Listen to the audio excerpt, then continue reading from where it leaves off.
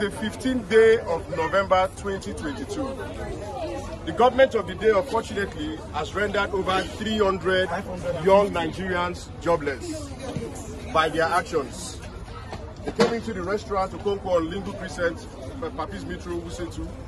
Yesterday, they locked up the place, and today, very early this morning, they came without no prior notice, harassed, tear-gassed, shotgun, and then demolished a structure that has an investment of over 600 million and above. These young men you see gathered here today, many of them are responsible for their families. At the end of every month, when their salaries are paid, from that salary they send money to their villages, to their mothers, to their siblings. Some of them are even training their siblings in school. Yes. Now look at these young people today gathered. Unfortunately, when you see many ladies on the street standing, sleeping with men for money, it is the government. This is because of the decisions of the government. When you see young boys who go into Yahoo, it is because of the decisions of the government. And this APC-led government today came in. I'm going to say this in very strong terms. I believe very strongly, if this business was owned by a fellow Northerner, they will not demolish it.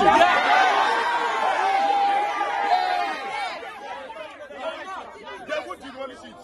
This is a clear example of the North versus the South. Yes. And you see, millions of naira has gone down the drain. My friend here, who is an aspirant, was beaten today and taken to the police station. His outfit was torn and he was harassed. Many young people, many persons are asthmatic.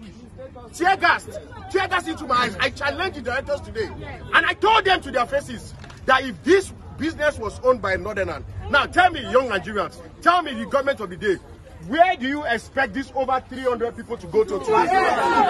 This is the 14th of the month. This is the 14th of November. Where do you expect them to go? They are expecting salaries in the next 15 days. Where then do you expect them? You won't create jobs for the people. You are going to make living conditions very tough. Yet the very small businesses that create jobs, you come and you take them away. It is quite unfortunate. President Muhammadu Buhari, the Vice President, the IG of Police, wherever you are, if you get this video, I want you to know that your government has failed young Nigerians.